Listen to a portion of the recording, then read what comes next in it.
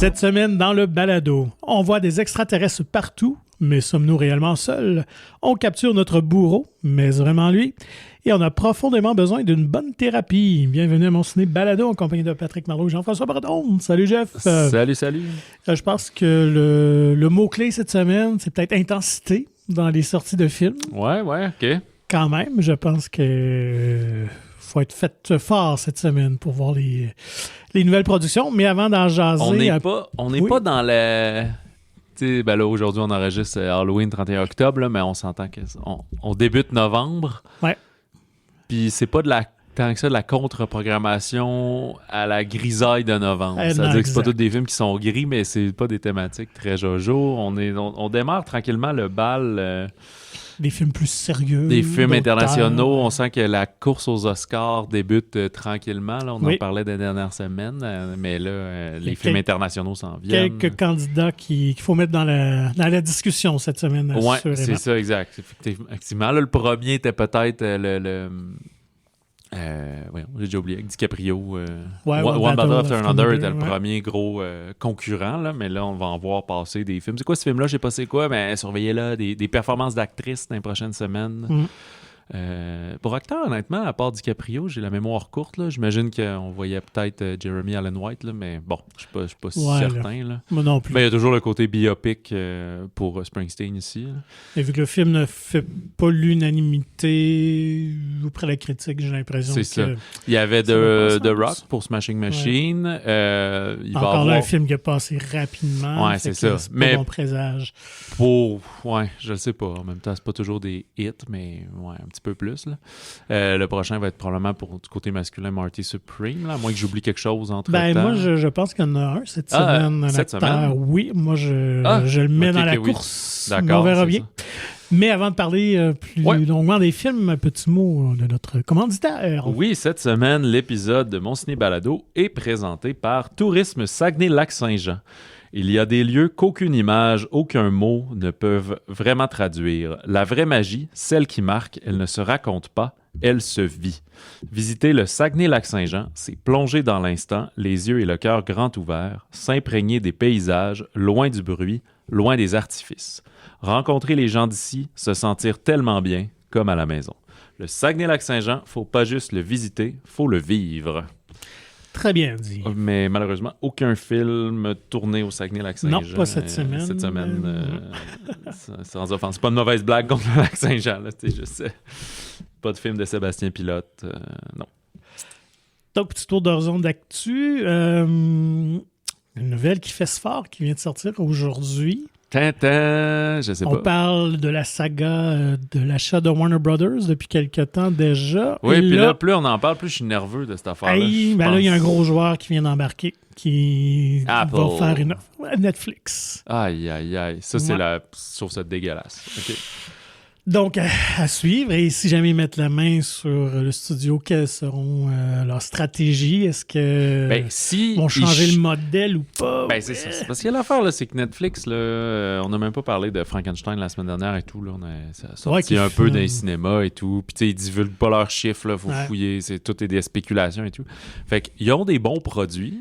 Il y a aussi des produits de plateforme, mais ils font pas des vraies sorties cinéma. Là. J'ai l'impression qu'on dit toujours les mêmes choses. Là, mais Apple le fait, ils sous-distribuent Napoléon avec Sony. Ça pourrait changer. Ils n'ont pas l'air d'avoir une volonté de le faire parce qu'ils auront tous les moyens de le faire. Mais ils ont annoncé que le nouveau Chronique de Narnia de Greta Gerwig aura une sortie d'1 mois en salle. C'est comme baby steps, comme on dit. C'est ça. Mais bon. C'est quand même déjà un petit signe. C'est 2 semaines de plus que ce qu'on avait jusqu'à présent. Ils ont aussi, au début de la semaine, là, il n'y a vraiment pas de détails. Tout le monde court après l'information. C'était la semaine dernière qu'on a parlé là, de Stranger Things, là, que la dernier épisode final sortirait au cinéma. Mais en même temps que la diffusion, cette fois-ci. Oui, c'est ça. Mais puis qui est le 31 décembre, qui n'est pas la meilleure date de cinéma. Là. En tout cas, fait que partout, ça cherche l'information. Puis c'est comme, si tu juste États-Unis, si tu Canada, personne ne le sait. Même les sous-distributeurs, personne n'est au courant. À suivre. Fait que moi, ce que j'ai peur, là, c'est parce qu'à date, cette année, Warner, c'est quasiment mon studio préféré. Là. J'ai pas un vrai palmarès de ça, je sais pas, mais il y a vraiment beaucoup de films que j'apprécie de leur calendrier, de leur catalogue, pardon. Fait que j'ai peur que si Netflix ramasse ça, ça devienne toute Qui de la formate ça. boîte de honnêtement, sorties télé, puis etc. Là, ils ramasseraient le catalogue d'ici, là, ça vient Ben oui, avec, puis tout. tout C'est à ça. fait. Je comprends pourquoi ça les intéresse, mais l'inverse serait mieux, là, d'utiliser le tremplin de Warner pour sortir leurs films en salle, des fenêtres Exact. On n'est plus dans les fenêtres de 6 mois, là, mais tu sais... Ou exploiter probablement, j'ai l'impression, avec des spin-offs. C'est peut-être ça leur endgame sur leur plateforme. T'sais. Fait que je pense pas qu'ils peuvent complètement éliminer Warner Brothers du portrait de la distribution cinématographique, mais peut-être qu'ils peuvent faire différentes séries dérivées sur leur plateforme. Mais là, c'est la question, c'est qu'est-ce qui va arriver avec HBO à ce moment-là, qui va venir concurrencer Netflix. Donc, est-ce que Netflix avale HBO aussi?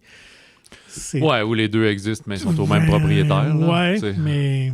Abonne-toi à un, abonne-toi à l'autre, ça revient au même En même temps, poche. tu dédoubles beaucoup de coûts et tout ça. J'ai hâte de voir, mais en tout cas, j'ai été surpris. En même temps, ça montre à quel point qu'ils ont l'argent pour le faire, parce que c'est une jolie somme là, que ça va coûter si jamais Netflix réussit à faire le trou. Ouais, c'est sûr que pour bien du monde, ils sont pas au courant de ça, puis Non, deux, c'est ça. ils voient aucun truc néfaste à quoi que ce soit. Là, mais pour les gens de l'industrie, c'est ben sûr oui, que puis ça... j'imagine ceux qui nous écoutent puis qui sont à l'affût des sorties au cinéma puis qui aiment ça, le grand écran et tout, c'est comme, ça en est inquiétant. Là. Déjà, l'idée, comme on disait, qu'on perde des joueurs puis que ça s'unifie, ça devient un monopole tranquillement. Là.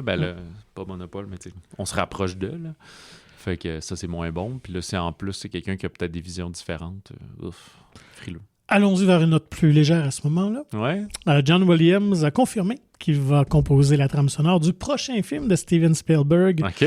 qui est un retour au film d'extraterrestre qui sort l'année prochaine en 2026, parce qu'on sait que Williams avait comme flirté un peu avec la retraite, puis finalement non, et tout ça. Quand même 30e collaboration entre les deux. ça va être en 50 ans genre, de carrière. Ah ouais, 50 ans, exact. Jazz, c'était-tu le premier ou peut-être deuxième? Je pense qu'il avait fait Sugarland Express. Fait que, ouais. Mais quand même, puis bon, rendu dans son âge, ça réside toujours sa dernière composition originale, là, veut pas, là. Fait que ça va être à suivre, mais j'étais content de voir que le duo demeure intact encore. Il me semble que c'était juin 2026. Ah ouais, OK. Ça me semble que ça s'en vient, là. Puis sinon, pour les amateurs de jeux de vidéo, une autre grande franchise qu'on n'a jamais vue, je pense, au cinéma, Call of Duty. Non. Qui va être finalement adapté. C'est Taylor Sheridan, qui est l'homme derrière Yellowstone et toutes les séries dérivées, qui va scénariser le film. Et ça va être réalisé par Peter Berg. Un réalisateur non dit peut-être pas grand-chose, mais dans le film? Je sais pas. Ou Jason Bateman, je pense qu'il a tourné dans quelques-uns de ses films avec Peter Berg. Je me souviens de l'époque qu'il avait fait celui sur la plateforme pétrolière, Peter Berg. Ouais, puis le Patriote aussi, là, l'explosion dans le marathon de Boston. Moi, c'était avant ça. Moi, je l'ai connu sur The Cape. C'est un acteur en plus. Peter Berg il avait joué, je pense, c'était dans Friday Night Lights, un affaire de même, le film de football. Ouais, c'est vraiment. Puis il avait tourné The Kingdom, un film sur l'Arabie Saoudite. Avec Jamie Foxx. Ouais, très bon film de guerre. Et aussi Hancock, film de super-héros avec Will Bateman. Smith. Ouais, c'est ça. Donc, j'ai hâte de voir. Je connais rien au jeu, mais vu les forces créatives présentes, peut-être qu'ils vont pouvoir nous surprendre. T'es en train de fouiller sur Peter Berg. Ouais, c'est ça. C'était ça, les Patriots Day. Puis, il avait fait Lone Survivor aussi. Fait que, il y a eu une run de 3-4 Puis sur Netflix, Spencer Confidential, il a fait Mice 22. Fait qu'il y a genre 5-6 films avec Wahlberg. Fait que c'est pour ça que... Puis comme acteur, qu'est-ce qu'il avait joué, là? Écoute, il a joué dans à peu près tous ces films-là. Fait que je sais pas quel personnage il fait. Il était aussi dans l'excellent Battleship. Il était dans Collatéral. Je sais pas à quoi il ressemble. Je pense qu'il fait plus des acteurs de soutien. Oui, en général, ça n'a jamais été ça. Une tête d'affiche. Donc, carrière prolifique. Ouais, quand même. Alors voilà pour Call of Duty. Dans les bandes annonces cette semaine, il y en a une, évidemment, avec l'Halloween qu'on est dedans. En fait, on doit dire que c'est aujourd'hui. C'était pas surprenant qu'il était pour avoir en fait, une bande-annonce révélée en thème. Je pense qu'il y a deux facteurs. On parle ici de Scream 7, Frisson 7. C'est l'Halloween, comme tu dis, est sorti le 30 octobre. Et il y a The Running Man de Paramount Pictures qui prend l'affiche dans 2 semaines. Fait que là, c'est pour ça qu'ils sortent la bande-annonce pour que quand le film va prendre l'affiche, la bande-annonce va aussi se retrouver devant la sortie. Il y a tout le temps un lien à ça, tu sais. Par exemple, Zootopia s'en vient, ben c'est sûr que Disney / Pixar vont sortir une autre bande-annonce d'un prochain projet, genre Toy Story 5 à l'été prochain ou quelque chose. Tu sais. Chaque film est un véhicule pour le suivant, là, pour chaque studio. Alors, bref, Scream 7, on en avait parlé un petit peu en long et en large parce qu'il y a eu des grands déboires dans ce film-là. On est pas mal sur le scénario 2.0, je pense, de ce qu'il voulait idéalement parce que Melissa Barrero a été comme remerciée. Jenna Ortega en a profité pour dire si ça branle dans le manche, je m'en vais. Le réalisateur s'est retrouvé mis à pied lui-même, a fait c'est plus le projet qui ça m'intéresse. Fait que là, c'est devenu Kevin Williamson, lui, qui écrit ça depuis le début. Ouais, le gars de créateur de Scream. Ouais, et de Dawson's Creek. Oui. Ben, en fait, de films d'ado, un peu. C'est quand même ça, cette vibe-là. Fait que c'est lui, finalement, qui va réaliser. C'est son premier réal ou il l'a fait un petit peu? Là? C'était... Quoi, Killing Mrs. Tingle ou Teaching Mrs. Tingle. Moi, je pense que le titre original c'était Killing, puis il l'avait changé. OK. Fait que dans la veine de ces grosses années de Scream, puis I Know What You Did, Last Summer, puis The Faculty, je pense aussi. Il avait réalisé un qui n'avait pas pogné au box-office, puis je pense qu'il n'y en a pas retourné depuis. Fait que c'est lui qui fait ça. Puis là, finalement, on retourne avec Neve Campbell. Ouais. Alors que... Il était absent du dernier volet. C'est ça, parce qu'on ne s'était pas entendu financièrement. Sûrement qu'elle demandait beaucoup vu sa valeur, mais eux considéraient que c'était un rôle secondaire. Ben, ils ont dû dire, ben là, si on te remet en rôle principal, ben là, tu le vaux. Fait que c'est elle qui se retrouve à se faire courir après par toujours le mystérieux Ghostface, qui est toujours incarné par quelqu'un de différent qui s'en prend à elle. Et qui, là, semble plus agressif... pas nécessairement plus violent, mais plus... comment on dit ça? Il y a plus d'initiative, peut-être, que les précédentes versions. On semble jouer là-dessus. Il est plus en train de la pourchasser que juste attendre que le temps passe. Pas seulement Sidney, mais il faut dire sa fille aussi, qu'on voit... je pense qu'on avait tout entrevu... Non, je pense qu'elle avait parlé de sa fille dans le 5. Ouais, peut-être vers la fin. Là, il me semble qu'il y avait quelque chose avec sa famille, mais bref, donc je pense que la filiale... familiale semble être au cœur vraiment de ce niveau-là. Pour chasser de mère en fille. On retourne sur les lieux du crime du premier film, où on voit la maison de Sidney aussi. Tout ça semble être un enjeu dans le film. Tu dis qu'il y aurait des rumeurs qu'à peu près tout le monde qui... Ben, c'est pas juste des rumeurs, c'est confirmé vraiment qu'en plus de Courtney Cox, donc Gail Weathers, qu'on voit dans la bande-annonce, Dewey sera de retour, David Arquette. Oui, qui avait subi beaucoup de couteaux et qu'on avait vraiment tué dans le 5. Mais Matthew Lillard du premier, évidemment, et Scott Foley qui était le tueur dans le 3. Mais évidemment, c'est flashbacks, c'est de quelle façon ils vont être intégrés.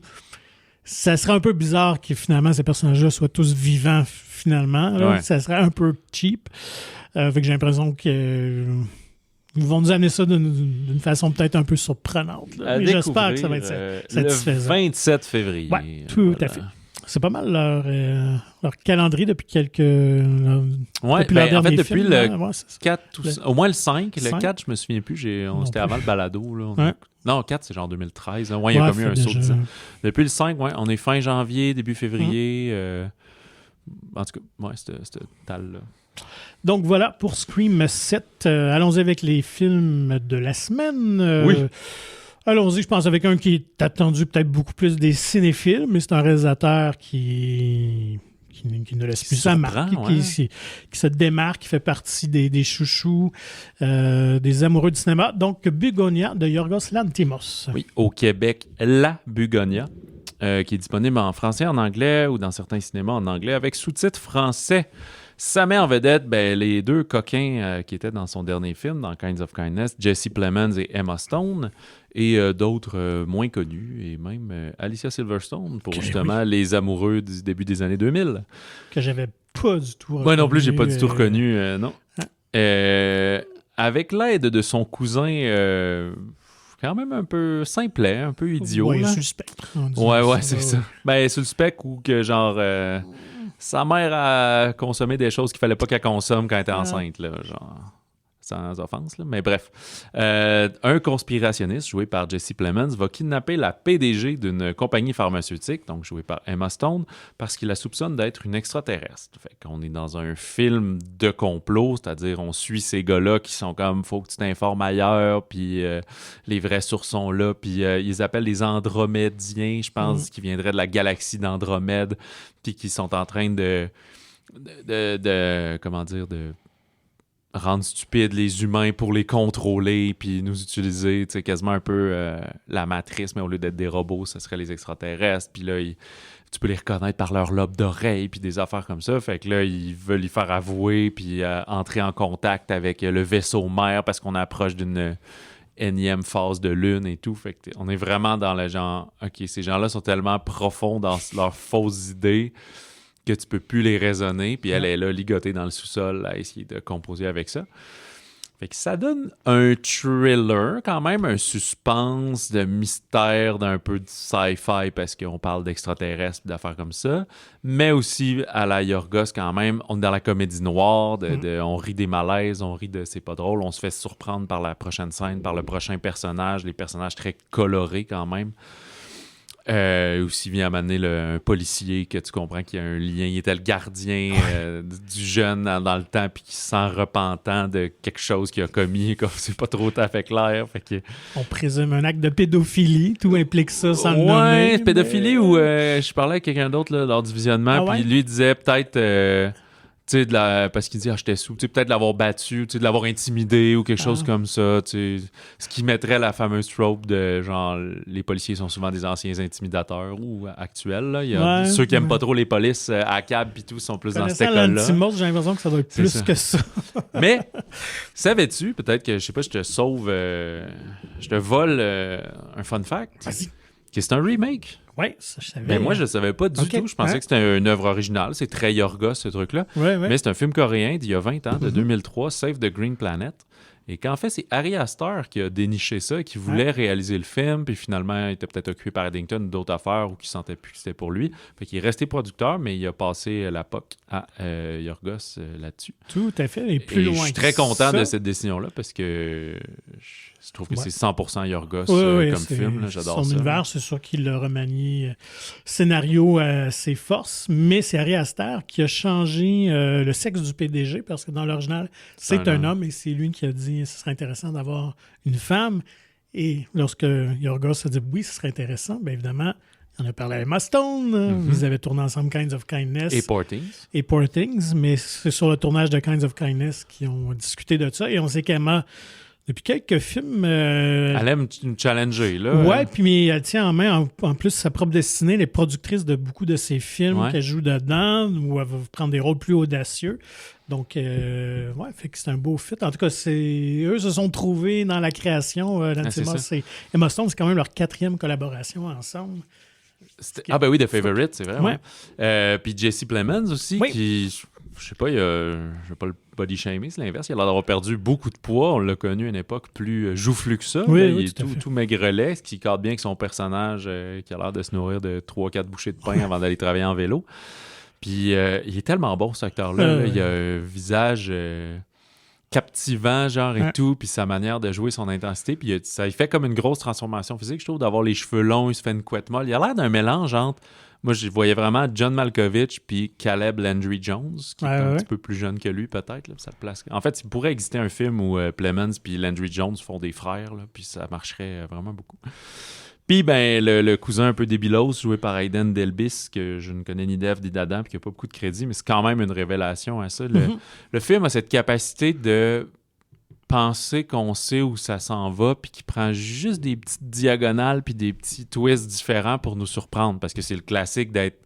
Ben, classique, ça n'arrive pas toujours, mais on a déjà vu ça, une personne kidnappée, les ravisseurs, qu'ils soient 2, 3 ou 4, sont comme complètement différents. Là, c'est pas 2 têtes fortes, c'est juste qu'il y en a un que... Le personnage de Plemons, ben c'est lui, c'est le leader, c'est lui, c'est son plan, c'est son idée. Puis son cousin, ben c'est son meilleur ami, mais il demande à être convaincu parce que ça va plus vite que lui peut processer. Puis c'est plus, ben regarde, moi je t'aime tellement, je te fais confiance, mais OK, ça doit être vrai, tu sais, mais c'est pas des gens très éduqués non plus. Puis tu comprends on va comprendre pourquoi aussi ils visent cette PDG-là, c'est qu'il y a un rapport avec l'histoire de leur famille par rapport à cette compagnie pharmaceutique-là et tout. Tout à fait. Donc, écoute, moi, je pense que c'est un film à voir pour les performances des comédiens. Tu l'as dit, Emma Stone, toujours efficace. Jesse Plemons, je pense qu'il faut le mettre dans la conversation meilleur acteur. Comme tu l'as dit, les renversants, sidérants, captivants dans le film. Pratiquement tous les plans aussi, très, très présents. Fait que Moi, je pense que c'est un film que j'ai beaucoup plus apprécié que Kinds of Kindness, que je trouvais Ouais. peut-être un peu trop aride par moment, puis j'avais besoin d'un petit peu plus de clés. Peut-être pas aussi fantaisiste ou Ouais, c'est moins drôle, humoristique que Poor Things ouais, pouvait c'est ça. l'être. On était dans un univers de Tim Burton sur l'acide. Ouais, c'est ça. Le ton est un petit peu plus lourd ici Ouais, quand là, même. ouais, c'est ça. Fait que c'est plus sérieux, sombre, plus mettons. sombre, plus intense. Mais une Mais histoire quelque part, quand même intéressante. proche de Favorite aussi, ces Ouais, affaires-là. là, il y a ouais. vraiment son ton Ouais. qui est assez unique, Lanthimos. Donc, pour les fans, je pense que vous ne serez vraiment pas déçus. C'est- Si vous voulez découvrir ce cinéaste-là, je pense que c'est un bon point Ouais, c'est d'entrée effectivement, ouais. dans sa filmographie unique. Puis c'est ça, tu sais, ça s'écoute super bien. Là. Ouais. Tu te fais un peu surprendre par certains moments, mais c'est pas un. Je sais pas, là. Ouais, Kinds of Kindness c'était plus difficile parce que c'était comme 3 moyens métrages, puis là, c'était comme un best-of de ces affaires-là Ouais. et tout. On était Mais beaucoup dans le bizarre. c'est ça. Puis Poor Things aussi était beaucoup dans le fantastico, tu sais, création et machin. Fait que lui, il est un peu plus premier groundé, degré. Là. ouais, Ouais, c'est ça, plus groundé. Fait que très cool film à écouter, mais oui, c'est un peu weird, mais c'est Du ça. bon, oui. Ceux qui nous écoutent souvent savent que ça tombe dans notre talle. C'est vraiment un film qu'on a apprécié tous les deux. Allons-y maintenant avec la Palme d'Or, Oui. un simple accident de Jafar Panahi. Exact. Il est un vétéran du cinéma iranien, chose assez rare puisqu'en Iran, à peu près tout ce qui est le fun est interdit. Ouais. Et c'est lui qui est derrière les films Aucun ours, Trois visages, Taxi Téhéran et bien plus, un habitué des festivals et un habitué d'avoir des problèmes. Parce que De la prison. ben, c'est ça, il était en prison quelques fois. Il est techniquement interdit de faire des films en Iran parce qu'il filme souvent des femmes sans hijab et affaires comme ça. Et les mœurs sont pas toujours les bonnes. Évidemment, il critique l'autoritarisme du gouvernement. Voilà. Effectivement, oui. Fait que ce que ça donne, c'est un peu surprenant, mais c'est le film qui représente la France à l'Oscar du meilleur film international, puisque c'est la France qui est le producteur principal. Et il y a aussi le Luxembourg et l'Iran quand même, parce qu'ils ont trouvé un peu de cash à gauche puis à droite. Mais ouais, c'est ça. Fait que là, il arrive tout le temps à faire son film. C'est des tournages clandestins, mais comme si tu le sais pas, c'est impossible à savoir. Là. Il fait tellement beaucoup avec les petits moyens qu'il y a, Exact. les équipes réduites et tout. C'est incroyable. Qu'est-ce qui se passe là-dedans, cela dit, dans un simple accident? Puis vous aurez compris que c'est donc un film perse avec sous-titres français ou anglais, dépendamment où vous allez le voir.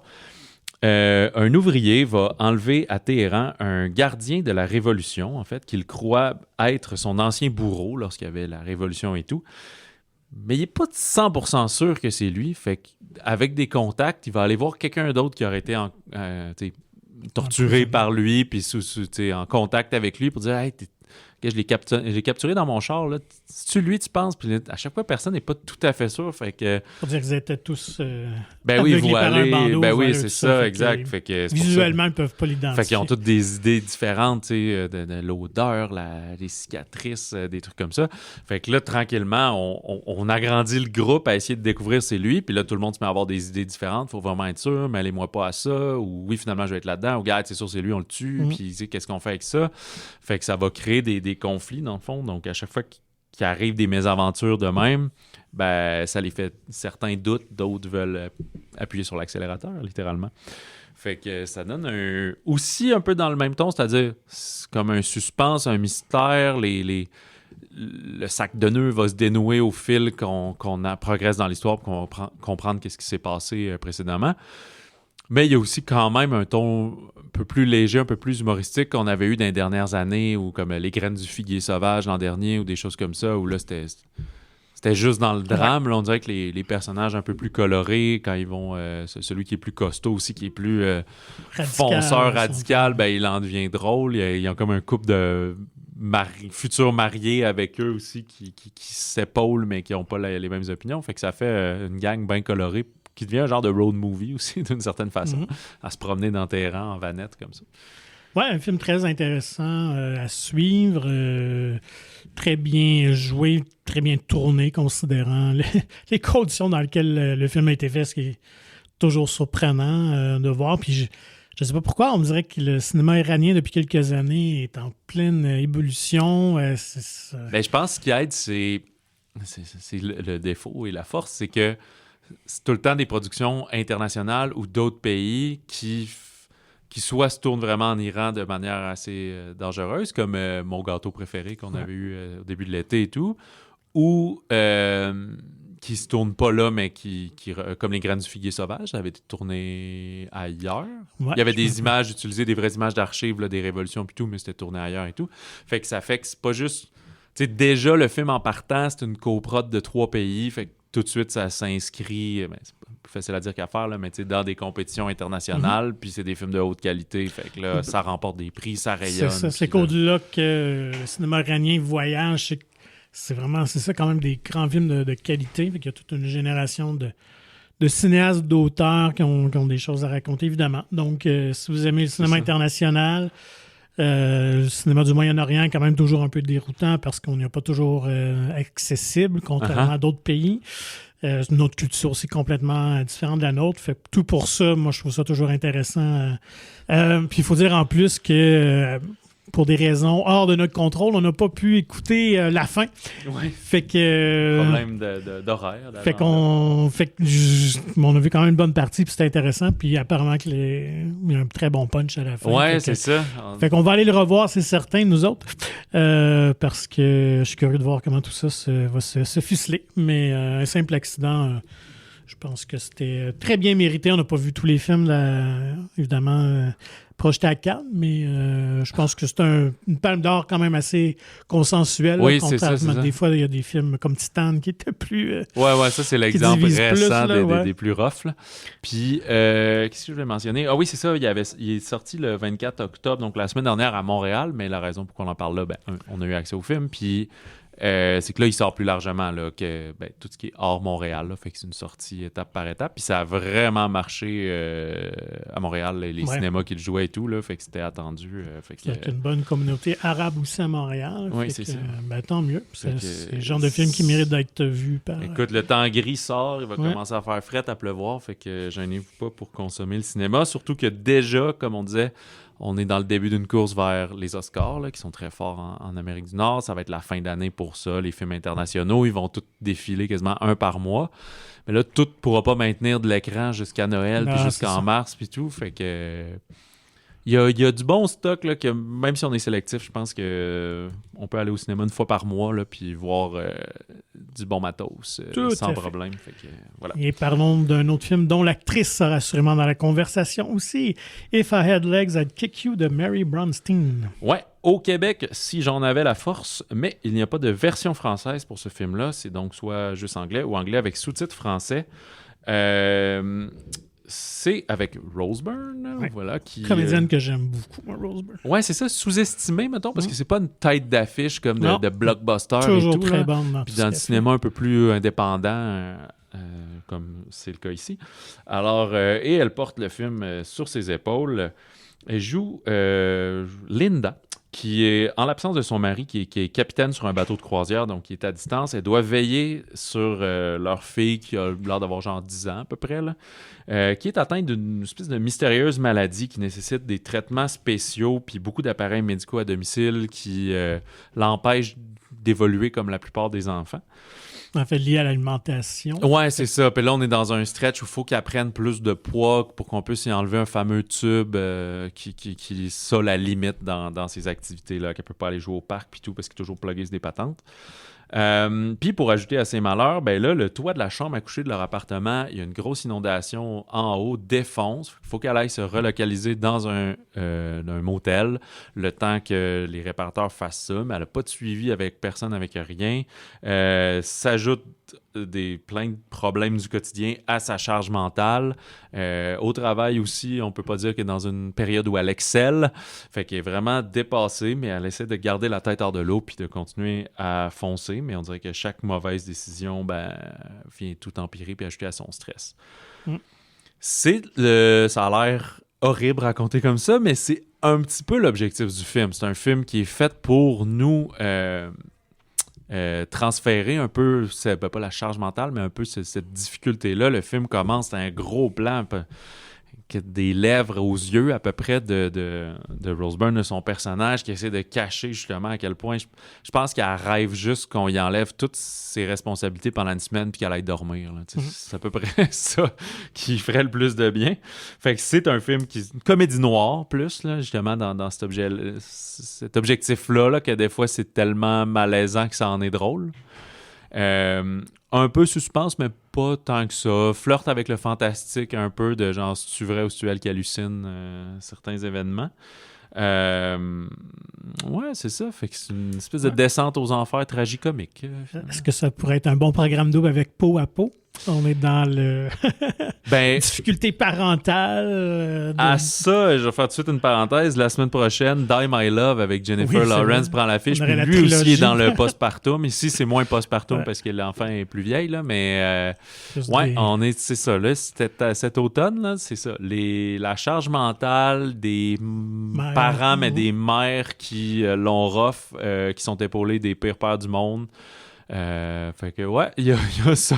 Fait que, comme on disait, c'est vraiment pas joyeux, mais ça sort du quotidien, c'est des bons films, c'est des hautes performances. C'est un film qui est fascinant, qui est tellement bien écrit, tellement bien joué. Comme je dis, Rose Byrne, elle est incroyable là-dedans. Et c'est un film qui avait un buzz depuis sa projection au Sundance au printemps dernier. À Toronto aussi, il y avait un gros buzz. Ouais, c'est pas le Sundance Little Miss Sunshine. Là. Non. Il faut dire c'est A24 qui est derrière ça aussi. Je voulais le mentionner, ça, c'est du bon A24. Là, ils se sont mis à acheter des films à gauche, à droite. Ils ont des bons coups, ils ont des moins bons coups.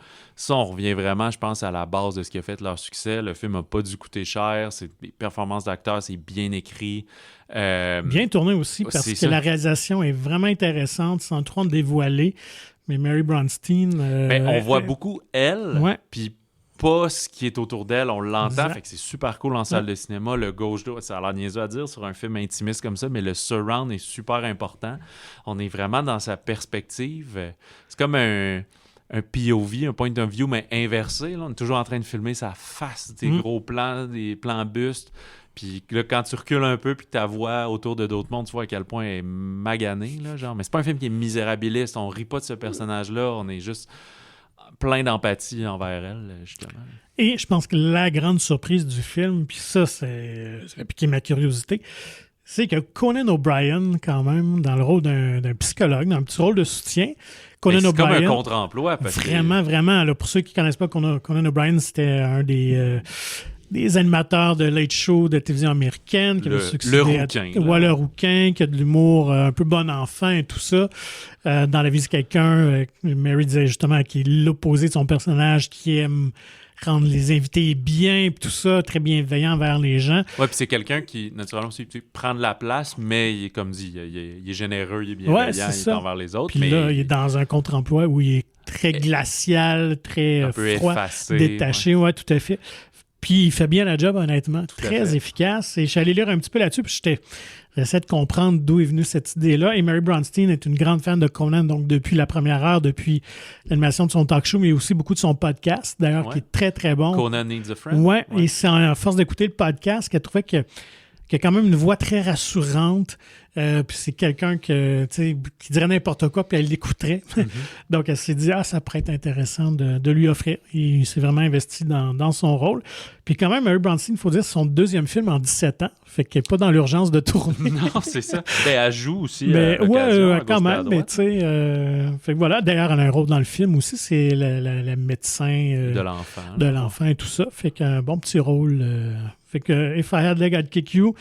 Si vous aimez le malaise... produit par Josh Safdie, donc un des frères Safdie. C'est très New York, énervé, angoissant. Exact. Ça vaut vraiment la peine. C'est un film de genre, mais c'est un film excellent. Ouais. Et restons dans l'excellence. Comme moi, c'est un de mes coups de cœur. Je ne sais pas si ça va être dans mon top 10 de l'année, mais j'ai été vraiment surpris par ce film-là. Nouvelle vague de Richard Linklater. Ouais, la fameuse nouvelle vague française, si j'ai bien compris, ça c'est au moment où il y avait des films à grand déploiement avec des budgets incroyables, puis c'était tout le temps les mêmes têtes qui étaient dans les films. Ouais, c'était beaucoup de films de studio, qui faisaient un peu télé-théâtre, là, c'était beaucoup la façon de faire français. Là. Ok, je pensais que c'était plus, c'était des films à 100 millions d'euros. Non, vraiment pas. Puis là, on est arrivé une gang, ils ont dit donne-moi une caméra, puis moi peu de faire moyens, ça. Ouais. un cinéma direct. Beaucoup sauvage, là. Ouais, On va ouais, dans la c'est rue, ça. on le fait, puis c'est tout. Là. Ouais. Fait que cette fameuse gang-là, donc on est dans fin des 50. années 50 à peu près. Puis avec Nouvelle Vague, ce qu'on va suivre, c'est le premier film de Jean-Luc Godard, À bout de souffle. Mais c'est pas le premier film du mouvement de la Nouvelle Vague. Il y avait déjà Truffaut, il y avait Les déjà 400 coups qu'il y avait Romer marqué, et tout qui œuvraient. Puis lui, Godard, travaillait pour les cahiers du cinéma. En fait, ils étaient tous critiques. Ah, ils étaient Chabrol, Truffaut, ouais, c'est ça. Fait que toute cette gang-là qui était critique de films sont venus à faire leur propre cinéma. Ce qui est Ok. quand même assez incroyable. Comme... j'ai oublié... comment ça s'appelle la critique québécoise qui a fait Maman Lascalle, là, puis Miss Météo. Nathalie Petrovski. Nathalie ouais. Petrovski, Ouais, c'est ça. Ou Peter Bogdanovich aussi, je sais Ouais, que c'était ça tout à fait, aux ouais. États-Unis. Puis, bref, fait qu'on va suivre le tournage de Bout de souffle. Fait qu'il a collaboré à un scénario Godard de Truffaut. Puis là, il va gosser un producteur pour dire « Hey, donne-moi un film. » Il dit « Ben, regarde, fais ce film-là. C'est parfait, ça te coûtera pas cher. » Puis là, il va aller chercher des gros noms. Jane Seberg, qui est une actrice vedette américaine, exact, mais qui parle français aussi. Puis un new upcomer, Jean-Paul Belmondo. ouais, quand même. Et à cette époque-là, ben, on fait du cinéma direct, là, un peu. Là. On y va, on le filme, c'est tout. Mais aussi, on fait tout le son en post-prod. Donc, tu peux dire à peu près n'importe quoi. On va réécrire les dialogues plus tard, etc. Fait que ça met tous les comédiens puis l'équipe dans un contexte de là, on fait ça un vrai film où on bloque une journée de tournage, on tourne 1h30 puis après il dit qu'il n'y a plus d'inspiration puis là on va boire un pinot. Là. On va au gré d'inspiration de Godard. C'est ça, Fait ce qui frustre tout le monde, dont le producteur. C'est un film qui se veut... puis pour être clair, je ne l'ai pas mentionné, c'est Richard Linklater, c'est un Américain, mais c'est un film en français. Ouais. Il a tourné avec des comédiens français. En France, tout le monde parle en français. Et qu'est-ce que je veux dire? Donc, c'est vraiment un genre de behind the scenes qu'on suit les 20 jours de tournage du film. Le 2/3 du film Nouvelle Vague, c'est le tournage d'À bout de souffle. Fait que c'est pas tant une mise en contexte historique si forte que ça. Là, c'est à peu près 15 minutes au début du film, ce que je vous ai mentionné au début du podcast, au début du segment. Puis après, le film sort. Il n'y a même pas de là, par après, puis Jean-Luc Godard est devenu ça, puis pas de temps, là, quelques vignettes à la fin. Fait que c'est vraiment une lettre d'amour à ce tournage-là. Moi, je connaissais rien à Nouvelle Vague. Là. Je sais que ça existe, je connais Truffaut, Godard, c'est les deux noms, mais j'en ai vu aucun de ces films-là. J'ai pas étudié en cinéma, j'ai pas jamais pris ça. Fait que je me dis, bon, est-ce que je vais trouver ça aride, ce truc-là?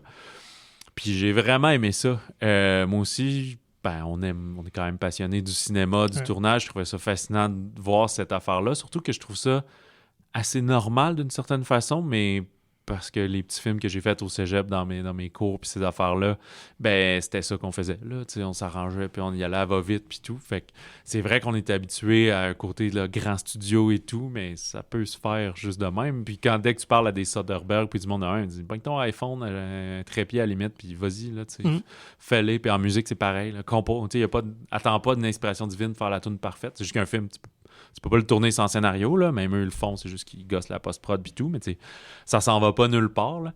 Fait que cette énergie-là qu'on voit, qu'on a vu des fois dans des films comme Coupé, que Hazanavicius avait fait, puis des trucs comme ça, de créer, de faire un film, de créer de l'art, d'utiliser l'énergie de tout le monde pour le faire, c'est captivant. Puis quand c'est des morceaux historiques de même, c'est super le fun. Fait que même si ça dure, je me souviens plus, 1h50 peut-être. Là. Ça passe dans un coup de vent. Oui, c'est ça, c'est super le fun à écouter. Tout le monde est full charismatique. Ouais. Je me disais, c'était peut-être une occasion ratée de prendre le fils de Belmondo, j'oublie son prénom, là, qui est acteur maintenant pour jouer son père, mais comme tu mentionnais, peut-être que l'âge fitait pas, puis celui qu'ils ont trouvé, il est excellent. Celui qui fait Godard aussi, c'est pas des noms connus, là. Non. Guillaume Marbeck qui fait Jean-Luc Godard, Aubry Duplain qui fait Jean-Paul Belmondo, Zoé Deutsch qu'on a vu à l'occasion au cinéma américain justement, qui joue Jane Seberg. Qui est la fille de Lea Thompson dans Back to the Future, Lorraine. Ah, ça je savais pas. Oui, tout à fait. Non, fait que toi, tu l'avais vu au TIFF. Moi, j'y vais à Toronto en présence de Richard Linklater. Oh, t'étais-tu assis à côté de lui? J'étais invité. Je sais pas où il était assis, mais j'étais assez proche quand même. J'étais comme dans le 8e ou 9e rangée, invité par Netflix, imagine-toi donc. Je pensais que c'était une erreur. Ouais, petite parenthèse là-dessus, peut-être vous l'avez vu passer, mais Netflix USA, le film sort, je pense, la semaine prochaine. Netflix. Canada, il va sortir vraiment plus tard. Il y a quelqu'un, ça s'est joué peut-être au TIFF ou je sais pas trop où, mais il y a un distributeur canadien qui a acheté les droits d'exploitation de cinéma, donc pour plusieurs semaines, voire des mois. Il sera pas sur la plateforme. Il va arriver vraiment plus tard en 2026. Fait que ça s'était fait à l'occasion... en fait, Linklater, là, d'avoir une espèce de contrat avec Netflix, là, pour tous ces films sont là, mais tu vois, Hitman, c'était pareil, là. C'était VVS Film qui avait eu vraiment une vraie fenêtre d'exploitation. Fait que, quand on revient au début de l'épisode, c'est encore plus bizarre, Netflix, qu'ils font, là, des fois, Canada, États-Unis, tout est différent, c'est jamais le même, puis c'est d'autres affaires. Fait que, tu vois, au Québec, c'est un distributeur canadien, puis là, au Québec, c'est même sous-distribué par TVA Film pour les salles de cinéma. Fait que... C'est pas simple, mais au moins, on a la chance ça vaut la de peine. le Mais voir. excuse, tu reviens sur ton aventure au fait TIFF. Que moi, c'est ça. Fait que c'était intéressant d'avoir Linklater parler du film, un réalisateur que j'adore énormément. Fait que j'ai vécu un petit moment. Très intéressant parce que c'est un ami à lui qui est un scénariste américain qui avait écrit le film. Donc, c'était dès le départ, c'était voulu, ils n'avaient pas à le financer du côté américain. Fait que, fil en aiguille, réussi à trouver des producteurs français qui ont travaillé avec Godard. Fait que l'affiliation était là. Fait qu'il dit, garde. Puis Guillaume Marbeck, effectivement, c'est son vraiment premier rôle d'importance. Il a fait un peu de figuration et tout ça. Mais après avoir cherché longtemps, c'est lui, à l'audition, qui s'est démarqué. Puis il était sur place aussi. Il désir de ne pas prendre des faces connues. Effectivement, là, tout à fait. Pas mettre Pierre Ninet, là, clairement. Ouais. On a évité ça. Là. Puis, c'était dans l'esprit aussi de la Nouvelle Vague. Et tout le film est tourné comme ça aussi. C'est l'esprit même de sa réalisation, très dynamique. Ouais. On a l'impression que c'est improvisé, ça ne l'est pas. Format carré, noir et blanc. Effectivement, aussi, oui, c'est ça. Mise en abîme. Là. Donc, très belle réalisation soignée de Linklater. Puis, moi, je pense que c'est un des meilleurs films sur les coulisses du cinéma. Si vous voulez, ça vous intéresse de voir ça, tu l'as mentionné, c'est toujours fascinant. C'est parmi les meilleurs que j'ai vus. Là. Écoute, c'est drôle. Il y a beaucoup d'humour quand même dans le film parce qu'on voit que Godard, c'était quand même un personnage. Ouais, c'est comme un personnage, unique, mais il en est conscient. Ouais, c'est ça. Au début, c'est comme froid avec ses comédiens. Puis à un moment donné, tu comprends, tu sais, Belmondo, il avait joué dans un court-métrage avec lui. Fait qu'il est il est moins barré, il est moins gêné de tout ça. Fait que c'est lui qui cadre aussi beaucoup Seberg en lui disant, regarde, tu sais, réponds-y, puis c'est tout, mais faut y faire confiance. Écoute, peut-être que ce film-là va tuer notre carrière, mais en même temps, pourquoi? C'est juste un film, c'est pas grave, tu sais. Fait que c'est comme, OK, ouais, ça déloge, regarde. Donne-toi, participe au projet, mais tout le monde est comme, voyons, qu'est-ce qui se passe, tu sais? On dirait qu'il a pris la plus petite chambre d'hôtel pour faire la scène, puis lui est comme, ben oui, j'ai pris la plus petite, ça donne une proximité, ça fait comme, OK, mais là. Et toute l'histoire de Seberg est intéressante aussi, où c'était une actrice qui était sous contrat pour un studio, je me rappelle plus c'était MGM. Donc, ils ont racheté une partie du contrat pour qu'elle joue dans le film, qui coûtait comme 20 000 $ à l'époque, qui est quand même une très bonne somme. Parce qu'il faut dire, les comédiens à cette époque-là étaient sous contrat pour les studios. Là, ils étaient attachés vraiment à eux. Fait que tout ça est très fascinant, Nouvelle Vague. Vraiment à voir. Vraiment une belle surprise, je pense. Sinon, dans les autres sorties... Il y a, on peut débuter, restons en France, l'accident de piano de Quentin Dupieux. Là, je ne sais pas s'il va y avoir une petite pause, mais il y a eu beaucoup de Dupieux au cours des 2 dernières années. Comme Lucky Luke qui tourne plus vite que son nombre. Voilà, et on y viendra à Lucky Luke.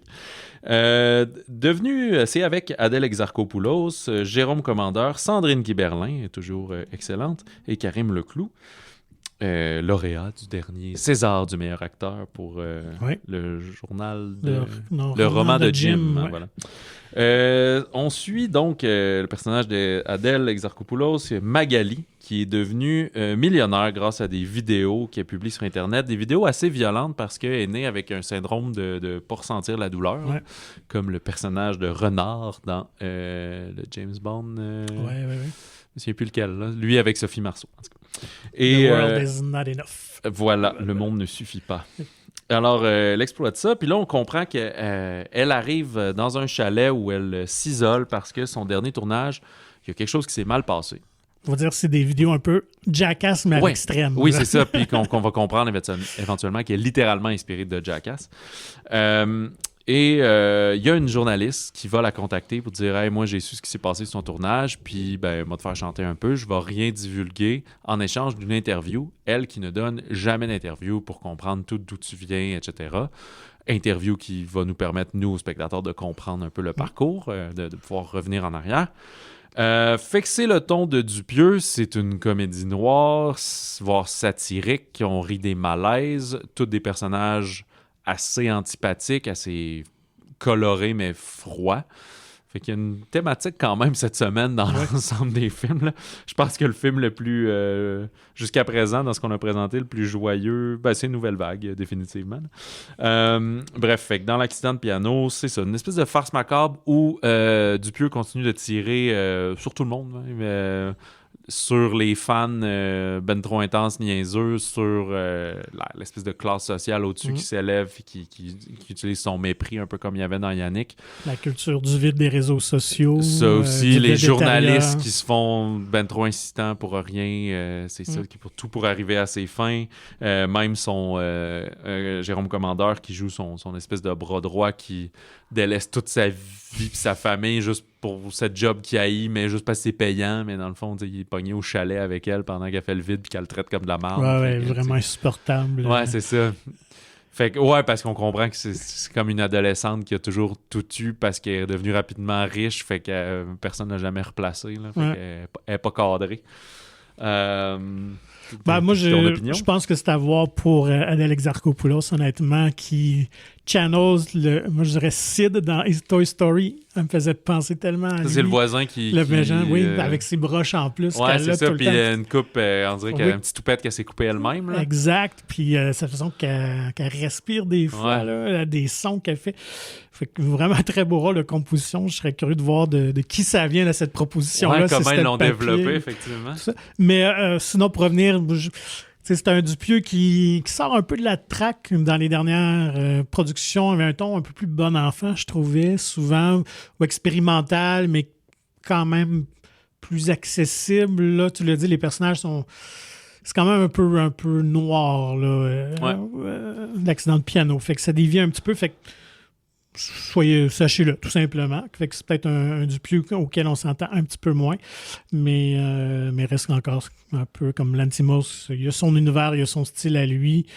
Puis c'est quand même rare au cinéma français, là, fait que je trouve qu'il fait partie de cette nouvelle génération-là qui a sa propre voix. Là. Puis on parlait de la nouvelle vague, c'est parce qu'il arrive à faire des tournages en 10 jours pour quelques milliers de dollars, puis c'est pour ça qu'il est financé, ses films voyagent partout dans le monde, puis tout. Fait que c'est peut-être un enfant de la nouvelle vague de cette façon-là. Là, oui, tout à fait. Puis, faire simplement des films, puis là, comme il est comment on appelle ça, artiste multidisciplinaire, il fait sa musique, il fait son montage, il fait toutes ses affaires, fait que c'est vraiment sa signature à fond sur le projet. T'sais. Mais évidemment, comme les Dupieux, hâtez-vous si vous voulez le voir, parce que malheureusement, c'est pas un genre de cinéma qui reste longtemps sur les écrans. Exactement.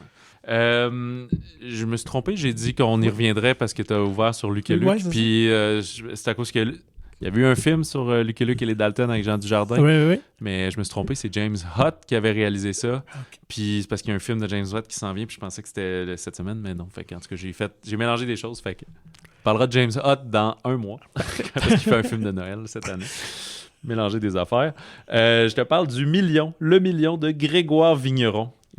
Comédie française, un cadre d'une multinationale se croyait congédié, fait qu'il a volé une somme d'argent à son patron d'argent un peu illégal qu'il voulait utiliser pour donner en pot de vin pour faire avancer un projet.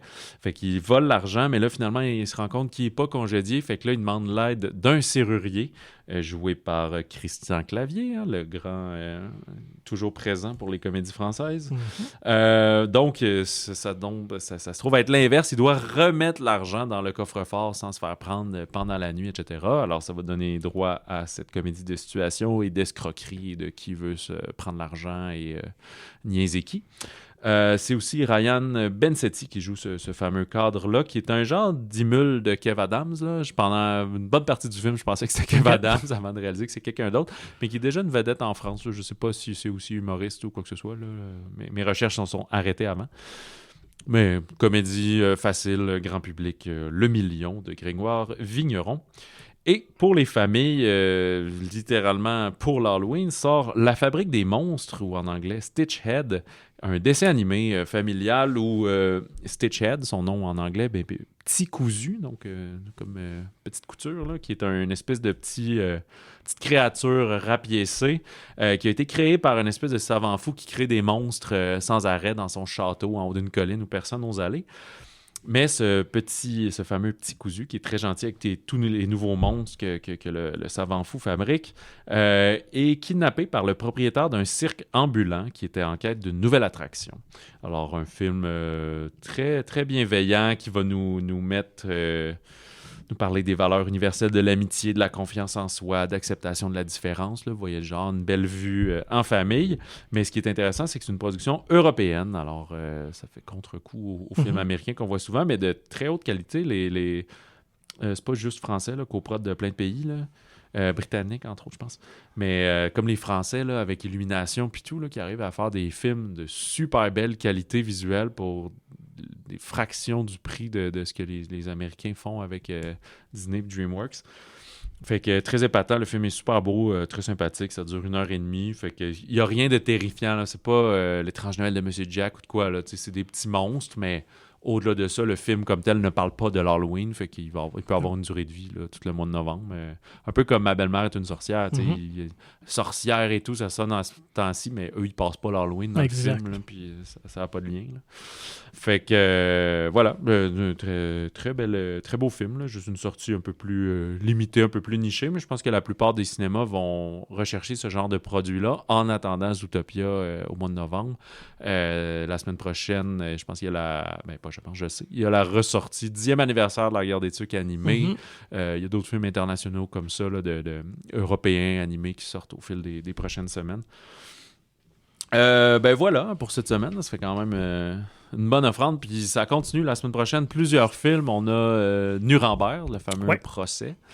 Puis dans le fond, je parlais des nominations de Monsieur, mais peut-être que notre bon... j'ai oublié le nom. Ce comédien qui joue... Gorille? Ouais.